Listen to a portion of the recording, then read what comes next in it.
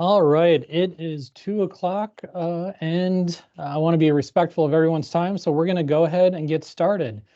Good afternoon, and thank you everyone for joining the 2024 Virtual Fair Housing Panel presented by the Indiana Civil Rights Commission. My name is David Fleischacker, and I'm the Deputy Director and General Counsel for the Indiana Civil Rights Commission, and I'm honored to serve as the moderator for today's panel. As you may know, April is Fair Housing Month, and as it marks the anniversary of the Federal Fair Housing Act being signed. The Fair Housing Act protects people from discrimination in housing-related activities, the end goal being equal access to housing. And while this month focuses on the Fair Housing Act, there are many housing-related topics and concerns that intersect with the idea of fair housing and equal access. Earlier this year, ICRC convened several agencies from throughout state government who all have programs or services related to housing. We are excited today to have two of those agencies with us to share some of the impactful work they're doing in this space. But before we begin, I have a few housekeeping items. I want to first mention this webinar.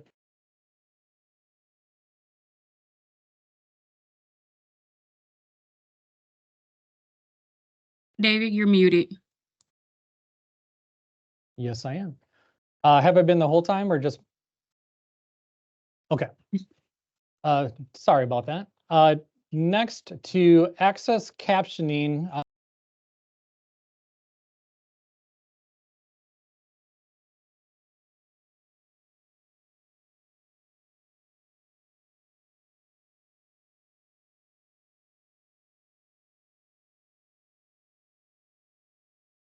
David, you're muted. I don't know why it's doing that. Sorry about that. These instructions will also be dropped into the chat. If you experience any technical difficulties during the webinar, we recommend you try leaving the webinar and rejoining. If you continue to experience technical challenges, our external affairs team can try to help you troubleshoot in the chat. This virtual panel has been approved for 1 hour of Indiana Continuing Legal Education credit. To earn your CLE credit, please complete the poll, which will appear randomly throughout the panel, and maintain attendance throughout the panel. A CLE form will be made available to you near the end that you can download, complete, sign, and return to ICRC. We will submit it on your behalf for Indiana credit. If you are seeking CLE credit in another state, the CLE form provides an ICRC staff member for you to contact in order to get your certificate of attendance. If you have any questions throughout the panel, please click the chat button on the toolbar and type in your question. We have tried to reserve some time at the end to address audience submitted questions. Lastly, please be sure to have your microphones muted and you can keep your cameras off. Now, let's get started. Today, we'll hear from three panelists, Melissa Deering, Carol Farzetta, and Dr. Howard Sims. For our first panelist, we will hear from Melissa Deering. Melissa is a division director here at the Indiana Civil Rights Commission. She supervises the REPACE division, which oversees all investigations of discrimination complaints in the areas of real estate, public accommodation, credit, and education. Prior to ICRC, Melissa was a grant manager at the Indiana Criminal Justice Institute, where she managed a multi-million-dollar grant program. She has a BS in criminal justice from the University of Indianapolis and over 16 years of investigative experience. Melissa has over 30 years of experience in state government. Melissa, let's hear about the work ICRC is doing in the fair housing arena. Thank you, David, for that introduction. Get my presentation here.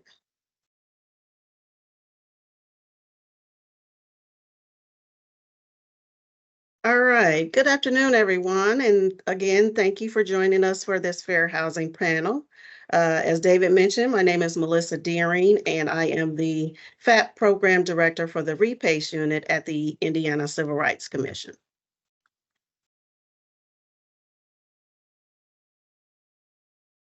It's not sharing. You're fine. Keep going, Melissa. Okay, sorry.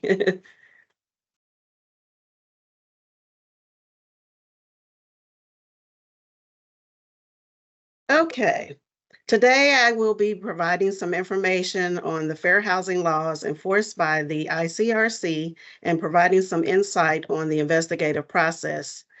But before I get started, I do want to put a few disclaimers out. The Indiana Civil Rights Commission does not make the laws, we just enforce them. This presentation is for educational purposes and not intended to be legal advice. For legal advice, please contact an attorney. The presentation today will provide general information and guidelines and is not considered to be official ICRC policy.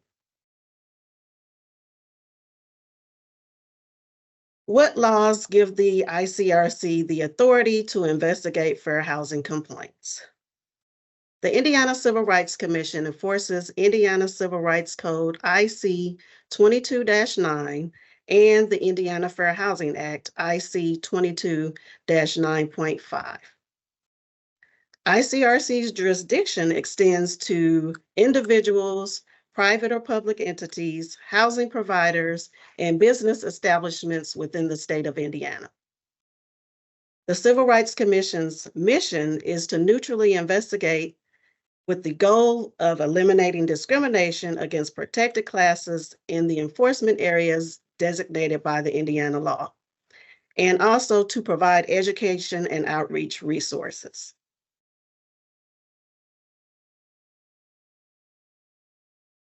The ICRC's jurisdiction extends to 5 enforcement areas, which are employment, housing and real estate, public accommodations, education, and credit. In 2023, the ICRC processed approximately 980 complaints. Out of those 980 complaints, 148 of those cases were housing complaints.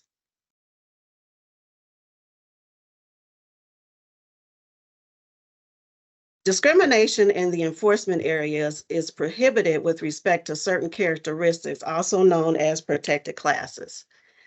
There are 7 protected classes under the Fair Housing Law: race, disability, sex, religion, color, national origin or ancestry, and familial status. Out of those 980 cases investigated by the Indiana Civil Rights Commission, 319 were race-based cases, 307 were disability cases, 136 were based on sex, 26 were based on religion, 3 were based on color, 58 were based on national origin or ancestry, and 3 were based on familial status.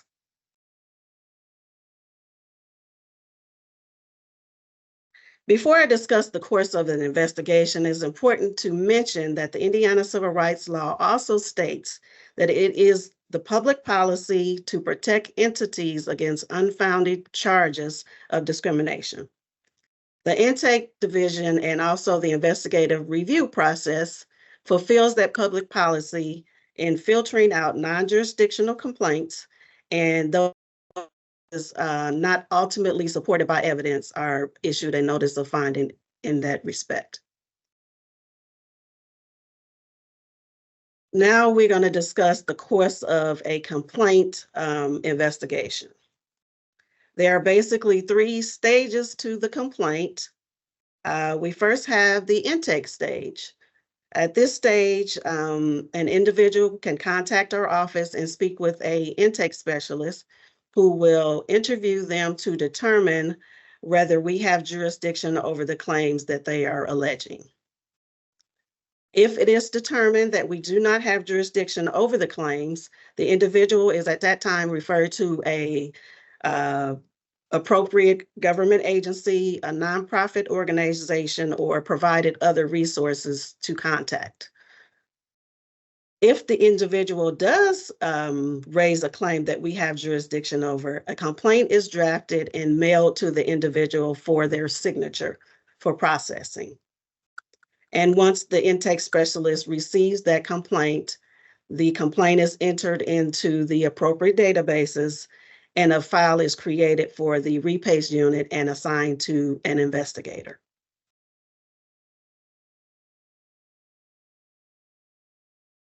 The repays team, as David mentioned, is responsible for investigating real estate complaints, public accommodation complaints, credit, and education complaints.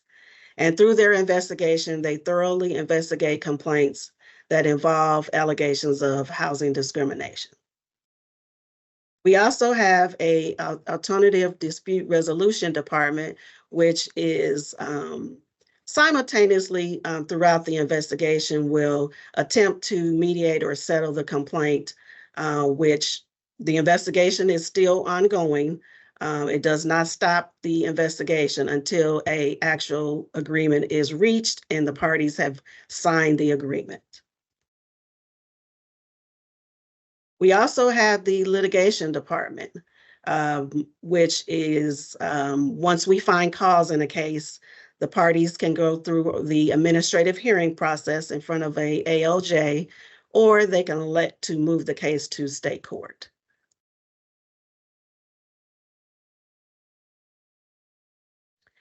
Investigation procedures are outlined in 910 IAC 2-6-4. Once the case is assigned to the investigator is responsible for conducting a neutral investigation, which means they're not on any party's side. They're just conducting an investigation and gathering evidence. During this time of the investigation, the investigator will obtain information concerning the events or transactions that relate to the alleged discriminatory housing practice identified in the complaint. They will also document the information, provided any policies, any interviews or witness statements, any practices, and this information is documented for the final notice of finding and determination. Once they have analyzed all the information that has been provided by both parties, which is the complainant and the respondent, a determination is made whether the evidence supports a cause finding as to whether discriminatory housing practice has occurred or is about to occur. And they also submit that notice of finding for review by the executive director or deputy director for review and signature.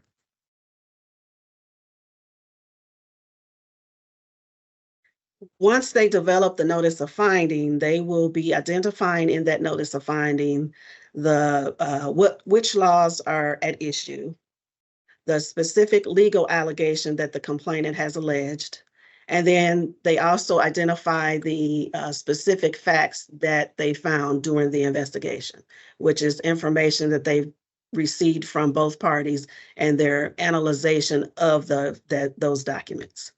And then they're also provided their legal rights and obligations in this notice of finding.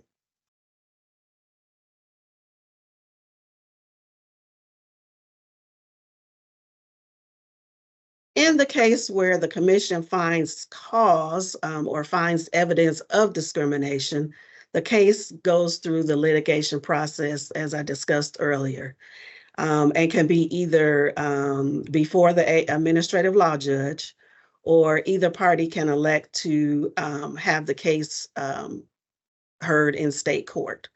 The case can also go through the post-cause conciliation stage if they elect to do so.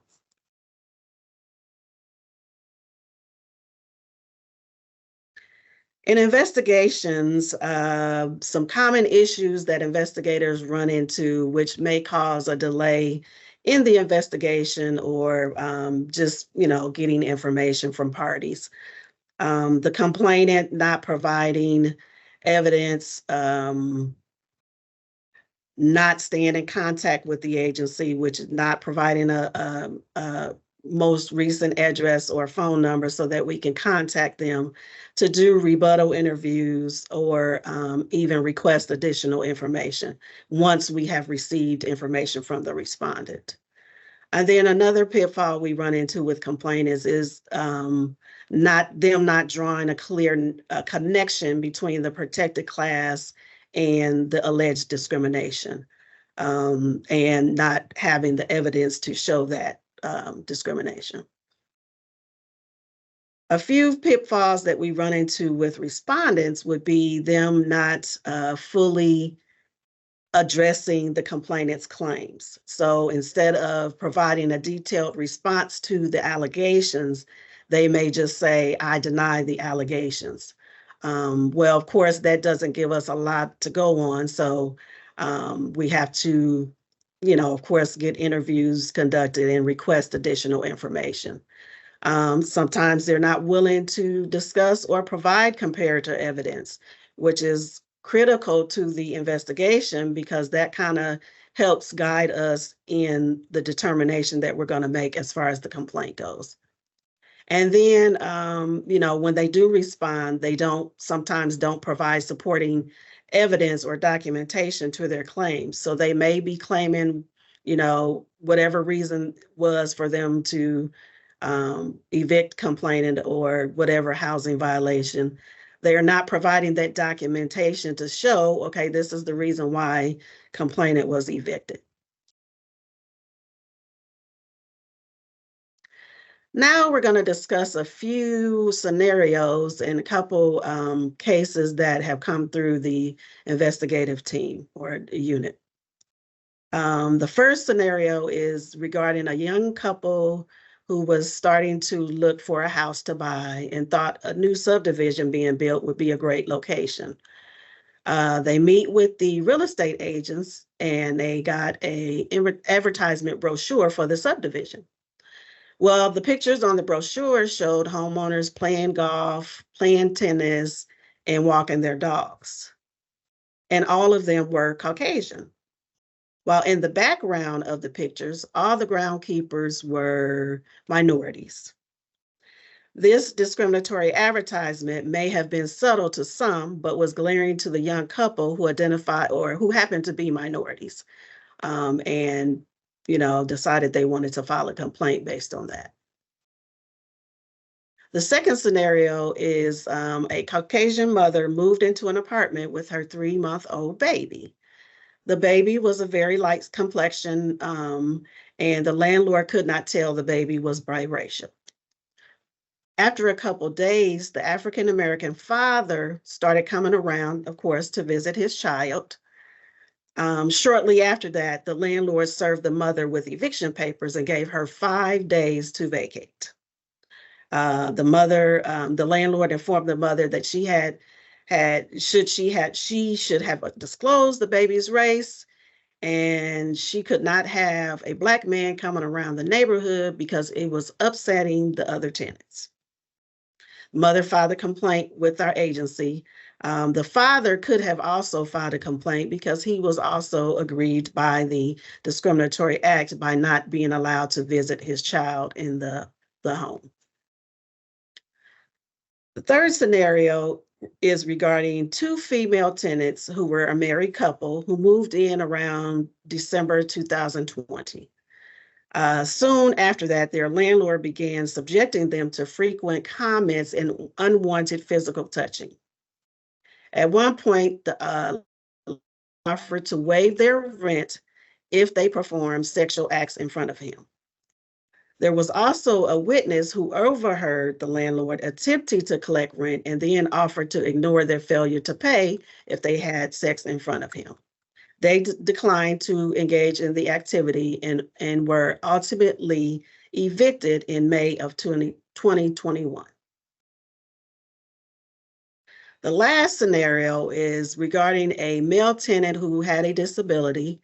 During his move in, he notifies the landlord that he needed a second grab bar in the shower as an accommodation. The landlord never discusses it further with him and never installs the grab bar. During his tenancy, he also requested that he be provided with a designated handicap parking space near the entrance of his unit. Again, the landlord fails to engage in the interactive discussion or process with the tenant and never provides the parking space for him or the grab bar. Complainant at that time files his complaint with the agency and we investigate his claims.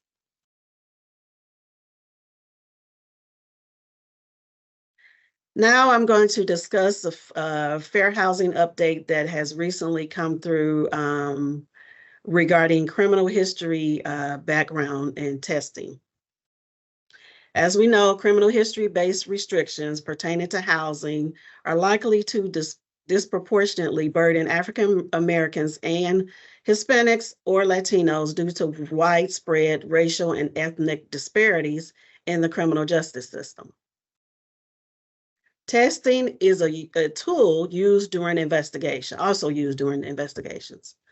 Recently, HUD issued a final rule which previously restricted the use of testers who have criminal backgrounds from being testers for FAP and FIP agencies.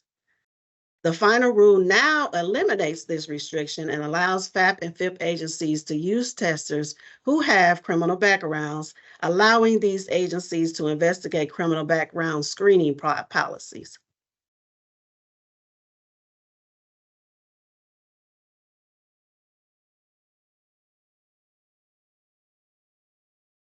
A complaint can be filed with our agency by either calling our office, visiting our office, or filing a complaint online. The time frame to file a complaint under the Fair Housing Act is 1 year, and the time frame to file under the Indiana Civil Rights Law is 180 days. The Indiana Civil Rights Commission's phone number to file a complaint via phone is 317-232-2600, or our office address is 100 North Senate Avenue, room N300, which is located at the Indiana Government Center North Building. And then you can also file a complaint, as I stated, www.in.gov/ICRC.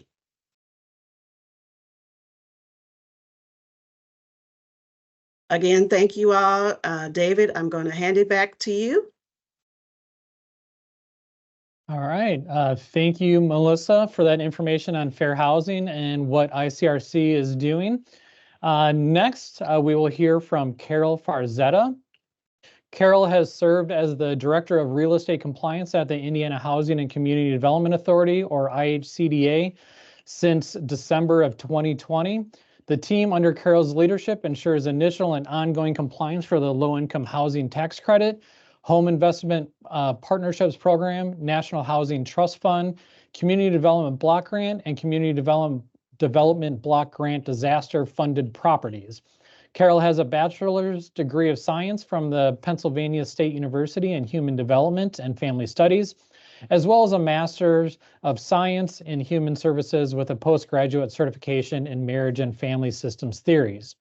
Prior to moving to Indiana in 2007, Carol served as a family services specialist for a local community nonprofit in Appalachia. Carol's early career in social services afforded her the opportunity to visit individuals in need in their homes and in the community. Carol saw firsthand the need for quality, safe, affordable housing and other barriers individuals faced in her local community, including fair housing issues, especially in such a rural community. Prior to her current role, Carol worked as the Quality Assurance Analyst for IHCDA with the Housing Choice Opportunity Department from 2017 until 2020. Carol, let's hear about the amazing work IHCDA is doing. Take it away. Great, thanks, David. Thanks for the introduction, and thank you everyone who is participating in this call. Today, my presentation is going to focus on individuals who live or own affordable housing within IHCDA's portfolio.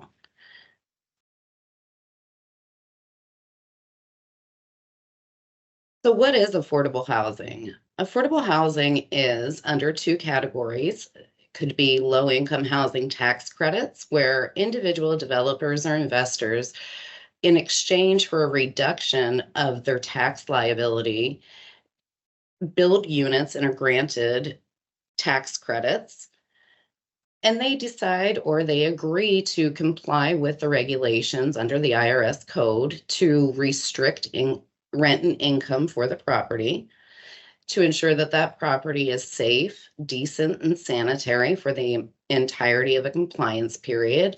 And that compliance period can be anywhere from 30 years or It could be longer. And then our federally funded programs, which are under the U.S. Department of Housing and Urban Development. And that's funding that's allocated by HUD to IHCDA. And then IHCDA in some situations would allocate that funding to our partners throughout the state of Indiana that are too small to get the funding directly from HUD. In exchange for this funding, again, much like our tax credit partners, individuals agree to keep the units that they're building safe, decent, and affordable for a compliance period that can range anywhere from 5 to 20 years or longer. As of last week, Indiana had a total of 1,014 total properties that were affordable housing throughout the state of Indiana.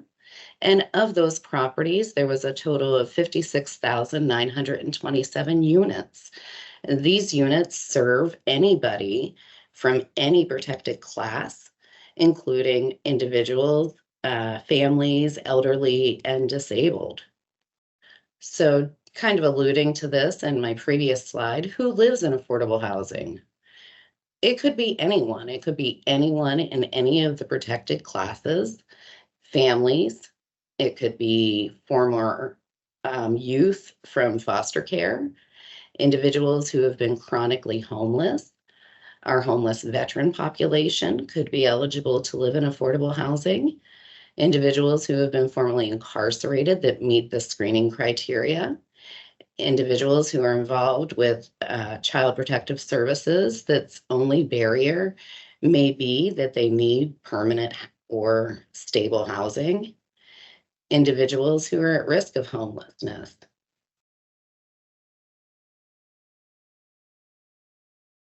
So who are the owners?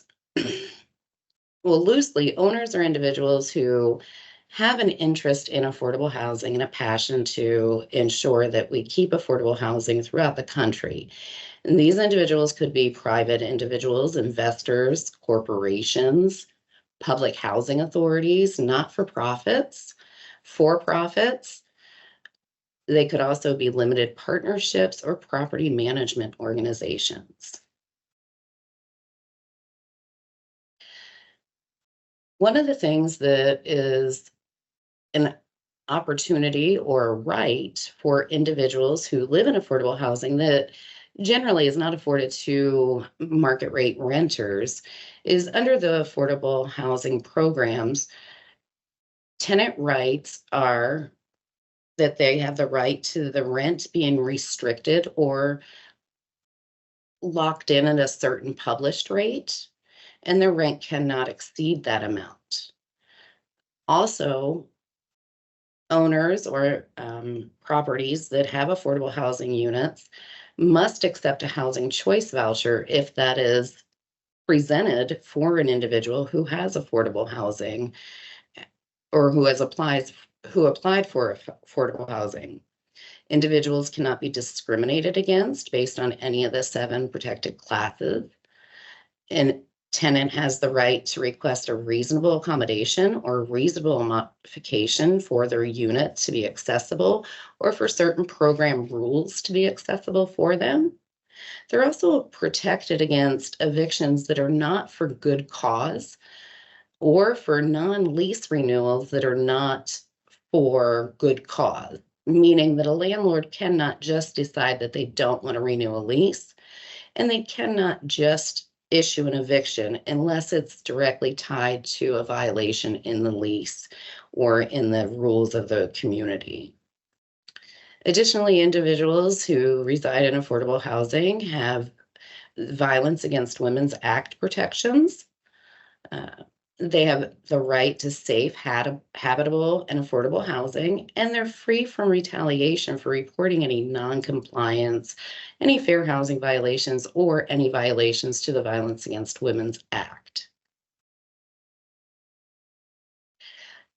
As a tenant in affordable housing, tenants do have responsibilities that they're required to comply with. These responsibilities include completely and accurately reporting information related to their household composition, their family size, any of their income or assets, and if they meet a student eligibility status.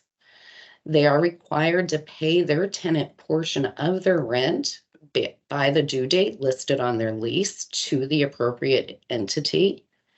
They're also required to pay their tenant utilities timely to the appropriate entity. They're required to ensure that they comply with the lease terms and the property rules. And not only that they comply with the terms of the lease, but also any of their household members and their guests comply with the lease terms and the property rules. And then they are required to recertify annually with the property. And that recertification must be done timely. So as you can see, the owner responsibilities are a lot more than what we've detailed on the tenant responsibilities. Owners are required to ensure that the units that they have that are in the program or affordable housing units are rented out or leased to eligible household members in a non-discriminatory way.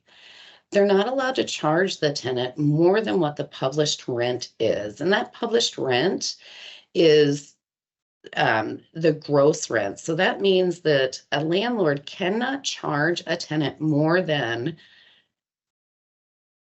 that gross rent limit. And that gross rent limit includes any non-optional fees, any tenant paid utilities, and the tenant's portion of rent. So for example, if a landlord mandates that a tenant has to have renter's insurance, then the landlord has to deduct what the cost of the renter's insurance is from the total cost of the rent that they want to charge to ensure that the rent, the renter's insurance, and the tenant paid utilities do not exceed the HUD published rent limit for that area median rent limits that are published.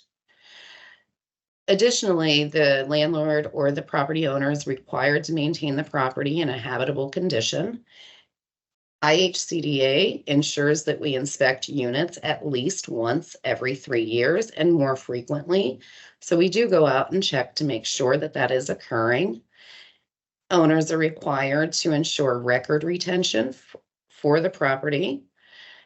They're mandated to attend trainings from IHCDA, ensure that they are knowledgeable of the program funding and the requirements and all of the required documentation that they have or the legal agreements. They got to complete an annual owner certification, which lets us know a snapshot of the compliance that's occurring or any non-compliance that might be occurring. And they do that annually by January 31st of the year following. They're required to participate in audits. We do go out and audits. We do desktop audits, on-site audits, and we do have landlords required to ensure that they correct any findings that me or my team find. They're required to train their staff, report any changes to us timely, review and respond to reasonable modifications and reasonable accommodation requests. They're also, as part of their marketing plan, required to have an affirmative, fair marketing plan that's aimed at identifying and marketing to those individuals least likely to apply in their community. They have to develop a tenant selection plan that lays out the policies and procedures that that owner is using to ensure proper tenant selection in a fair and equitable manner, and then develop their own application requirements, be it a credit check or criminal background requirement. But those requirements have to comply with the federal regulations, including the Fair Housing Act. And then finally, owners are required to enforce the lease. IHCDA does not enforce the lease for the owner. So what's our oversight? As I kind of discussed on the previous slide, our oversight or our requirements as the housing finance agency is to ensure that the units that are under our portfolio remain in compliance. And to do that, we conduct audits. As I said, we conduct audits on a 3-year schedule for all of the properties in our portfolio, and more frequently if we find that there are issues that have been identified. We additionally conduct physical inspections. We review the annual owner certification to ensure that the owner is keeping that property in compliance, keeping it affordable, and making sure that it's rented to tenants that are eligible.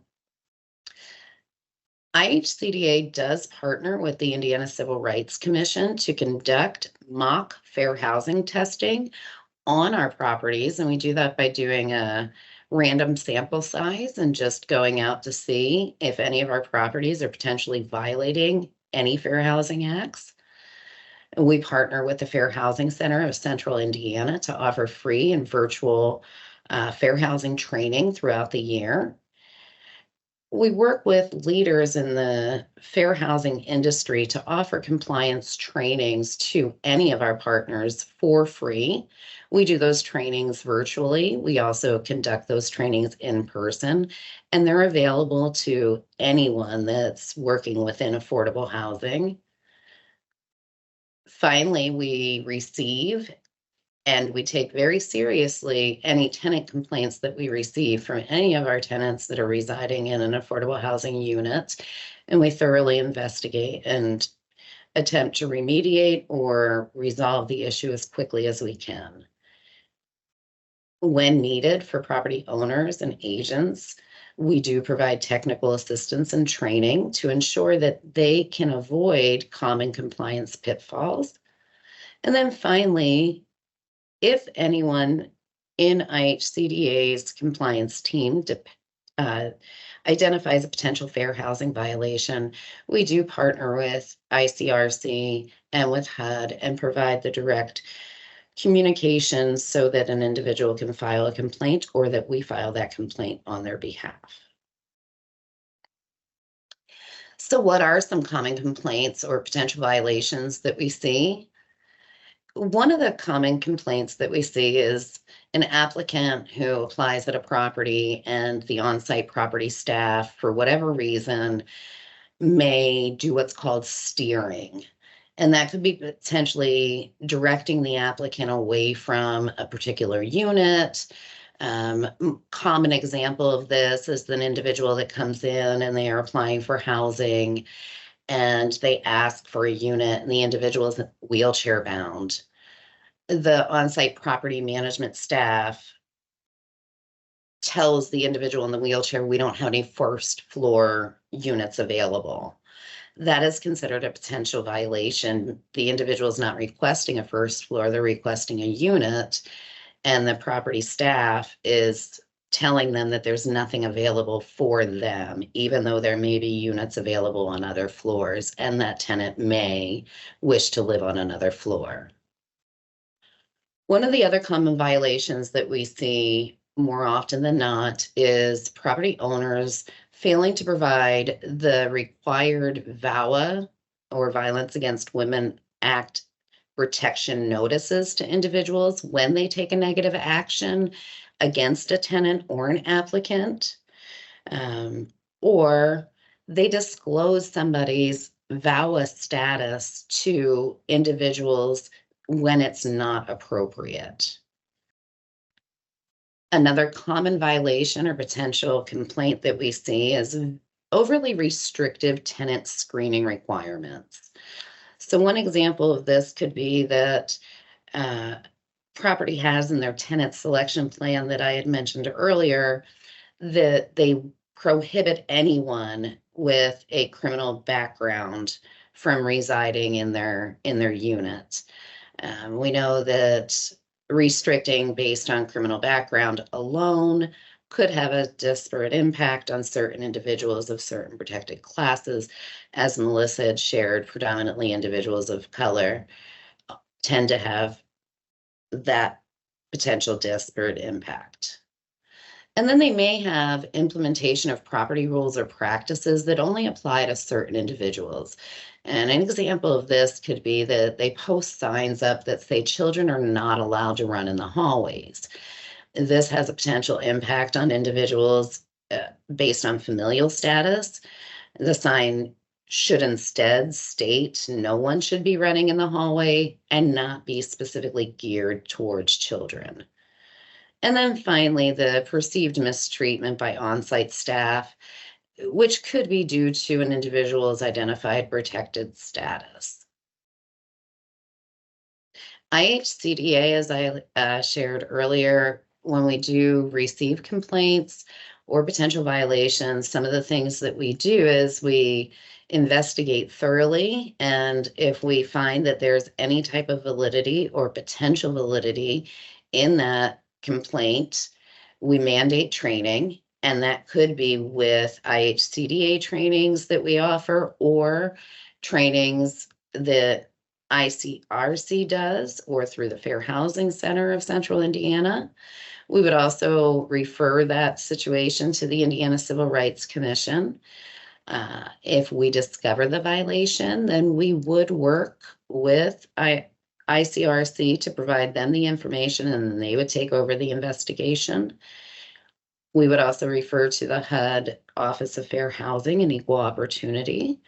And when there are situations that arise that may be a landlord-tenant dispute that is of a legal matter, since IHCDA is not a legal authority, we would defer that case to the Indiana Legal Services or refer the complainant to ILS for further investigation.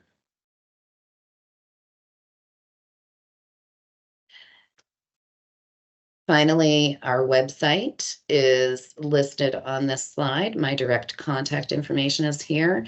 We encourage anyone who has any questions about Indiana's affordable housing to reach out to us. We have good resources on our website, tenant guides that would guide individuals through what a Section 42 property is and what a federally funded property is, what tenant rights and owner rights are there. Thank you very much for taking the time to learn more about tenant rights and who owners are in affordable housing. All right, thank you, Carol. Those are definitely impactful programs that you just talked about that IHCDA is doing. Now, before we move on to our final panelist, I mentioned that there's going to be a little pop quiz, and you'll need to complete this if you're wanting to get CLE credit. It's being dropped in the chat right now. So go ahead and click on the poll and submit your answer. I'll give you guys about a minute or so to go ahead and do this.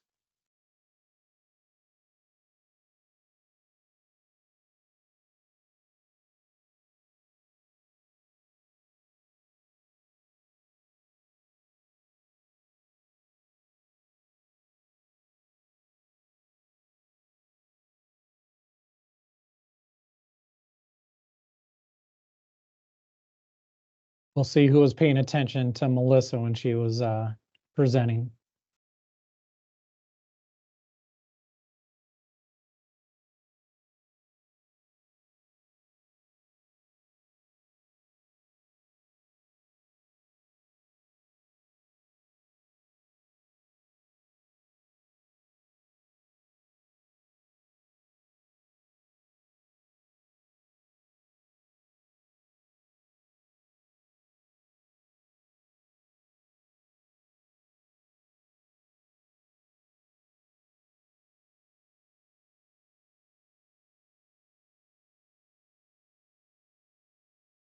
All right, I see we've gotten quite a few responses. So the correct answer was financial status. That is not one of the protected classes under the Federal Fair Housing Act or Indiana's Fair Housing Act. All right, we will now move on to our last panelist of the day, Dr. Howard Sims II. Howard serves as the Executive Director of Equity and System Integration for the Division of Mental Health and Addiction, one of Indiana Family and Social Services Administration's 8 care divisions. His team oversees safe and low barrier housing initiatives, forensic treatment services, behavioral health workforce development, and health equity initiatives.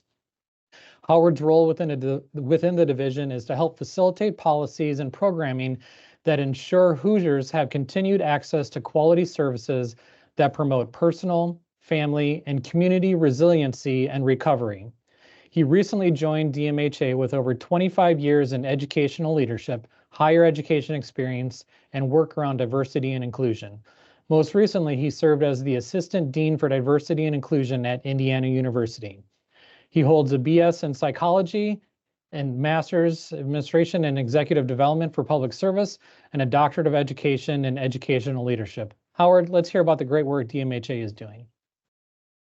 Thank you, David.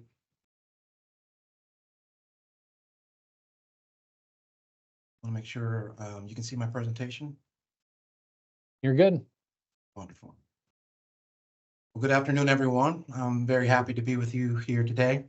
I would like to share with you some of the initiatives, housing initiatives, and resources from the Division of Mental Health and Addiction. So first, I would like to highlight those who are most vulnerable or at most risk of being unhoused or homeless in our communities. They're individuals with severe intellectual or physical disabilities, older or aging adult populations, victims and survivors of domestic violence, unaccompanied youth who are under the age of 25, and also our veteran populations. So what defines someone who is an unhoused individual or family? The U.S. Department of Housing and Urban Development and SAMHSA share similar language in their definition for those who are unhoused. So an individual or family who lack fixed, regular, or adequate nighttime residence, anyone who's imminently going to lose their primary residence within 14 days, individuals or families who are fleeing or attempting to flee domestic violence. And SAMHSA actually takes this definition one step further by defining homelessness as having a disability and experiencing continuous homelessness for at least 1 year, or at least 4 episodes of homelessness within the last 3 years. The Social Security Administration takes the definition of unhoused individuals a step further. Specifically, an individual with no permanent living arrangement is considered homeless or transient. So for example, someone who sleeps in a doorway needs an overnight shelter, they sleep in a park or a bus station. In addition, any person who stays with a succession of friends or family, commonly known as couch surfing, and has no permanent living arrangement. So I highlight these two separate unhoused definitions because DMHA has oversight in the SOAR program, which I will describe later, which is directly connected to the Social Security Administration. Some common issues surrounding homelessness deal with the concept of social drivers or social determinants of health. At DMHA, we're making the decision and the conscious effort to transition our language towards social drivers of health versus determinants, because we recognize that the word determinant implies an unwillingness or an inability for someone to move beyond their current situation or status in life. So what are social drivers of health? They are grouped into 5 key domains, which are all interconnected. They include economic structures and stability, access to education, quality health care, our environment, which is where people live, work, and socialize, keeping in mind that these drivers directly impact a wide range of health and quality of life outcomes. So when our health, our housing, our income are threatened or absent, many of those other conditions are then threatened, or they are just completely neglected because you can't focus on anything else in your life in that moment. Some additional challenges with homelessness includes threats to those social drivers of health. So for example, people who are experiencing homelessness, they present a unique substance or mental health treatment challenge, as both their treatment needs and their housing needs, they have to be concurrently addressed before that treatment outcome can be most effective. in their situation and in their life at the time. So those who struggle with being unhoused are at an elevated risk for experiencing the following challenges, which include substance use disorder, mental health disorders, trauma, incarceration, employment challenges, and medical conditions that go undiagnosed and many times untreated. So at DMHA, we have 3 housing initiatives to help address those who are unhoused populations. So projects for assistance in transition from homelessness, or our PATH program, SSI, SSDI, Outreach, Access and Recovery, or SOAR, and the Landlord Mitigation Reserve Program, or LMR. Our PATH program in DMHA receives federal funds every year for community mental health centers and nonprofit organizations. The focus is on individuals who are at imminent risk of being unhoused or who are experiencing chronic homelessness. The individuals in this program have been diagnosed with serious mental illness or substance use disorder. There are currently 10 PATH-funded agencies in our state, and those agencies provide outreach and other supportive services to individuals who are 18 and older. Those services include outreach, habilitation and rehabilitation, case management services, enrollment in the SOAR program, and training. Here is a list of the 10 current PATH agencies, and at the bottom, we have 4 newly funded agencies for the 2024 and 2025 cycle. This is also a highlight of the counties and the regions across the state that these agencies support. Our newest agencies at the bottom of the list will be funded during our next contract cycle, which begins September 1st of 2024. We've now expanded our reach to Region 5, which specifically includes Wayne County.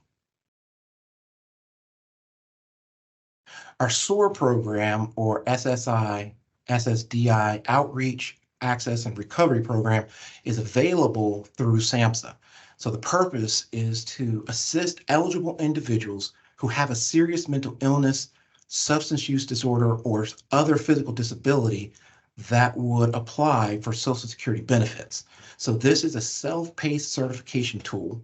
The program helps both adults and children, and it's designed, and our goal is to help engage individuals who are eligible for Social Security benefits that would help sustain their daily cost of living. The Landlord Mitigation Reserve Program, or LMR. This is a federally funded state opioid response grant that began in 2019. So individuals in recovery from substance use disorder, they may have difficulty finding and securing safe, decent, and affordable housing. So this helps address this problem, and DMHA partnered with the Office of Governor Eric Holcomb and the Indiana Housing and Community Development Authority, or IHCDA, to create the Landlord Mitigation Reserve Program. So the program started due to numerous stories of people in recovery who reported that they were simply unable to rent or lease an apartment or a house. And historically, individuals with any felony convictions were, and in some cases, they are still rejected by potential landlords and property owners after the background checks are completed. So the goal of this program is to encourage landlords to lease available units to individuals in both recovery and who have a felony on their record that specifically relates to their substance use disorder. So who's eligible to participate in the LMR program? Individuals with at least one felony that is directly related to a prior substance use charge. They have no open warrants or new charges for at least 1 calendar year or 12 months, at least 6 months to a year of consistent employment. However, 1 month in gap employment is allowable. They're also confirmed participants of at least 1 full year of demonstrated treatment and or recovery.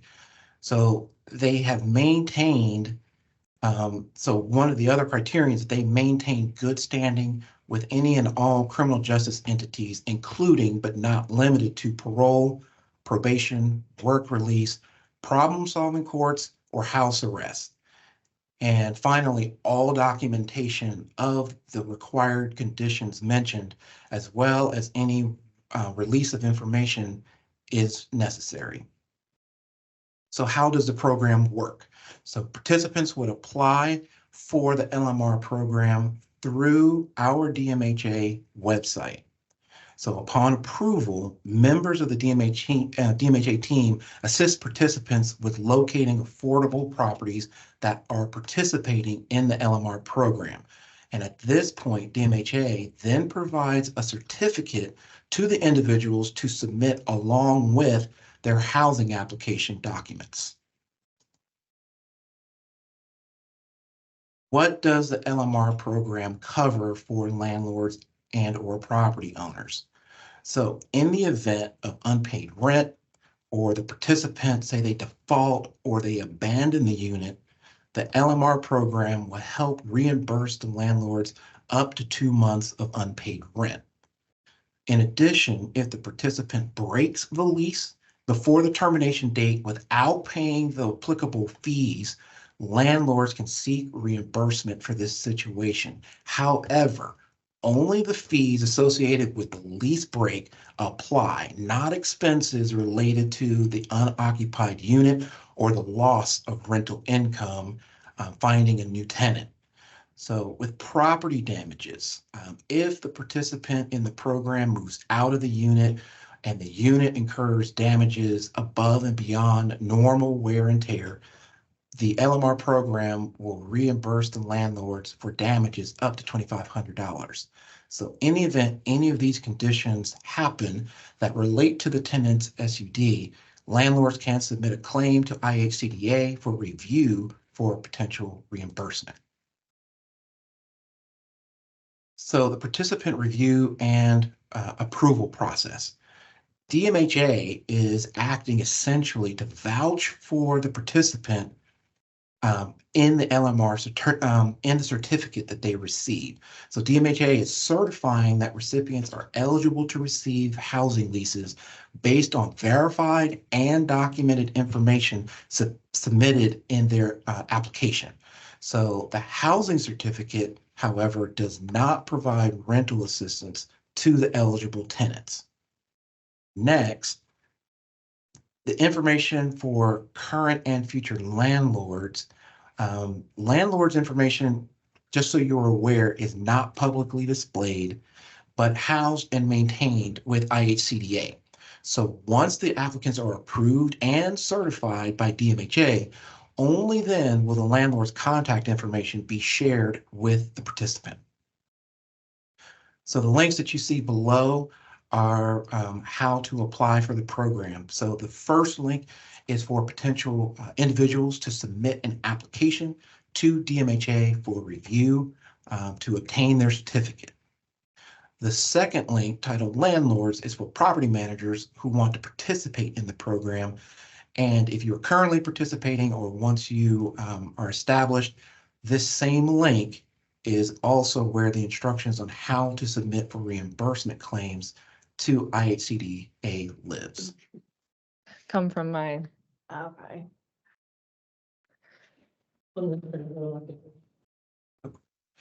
The following information is a list of the contacts for each of the programs that I discussed with you this afternoon.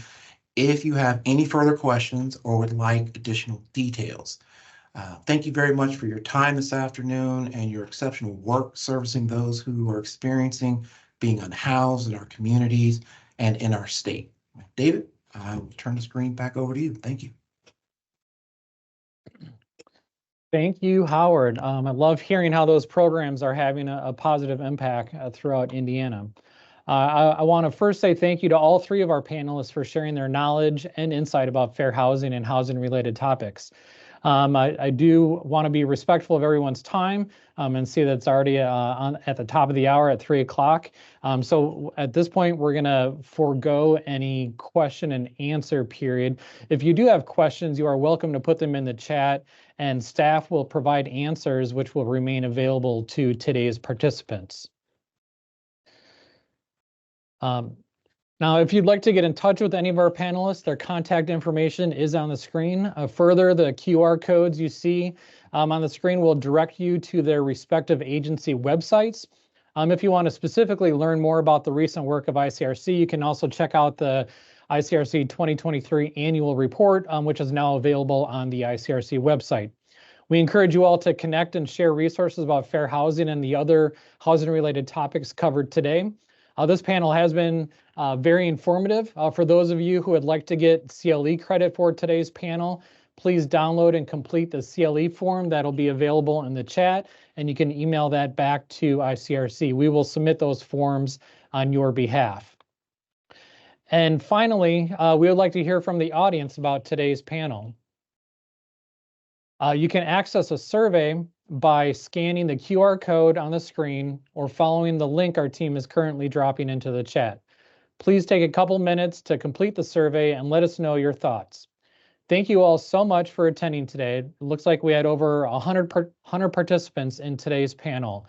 Enjoy the rest of your afternoon. Thank you.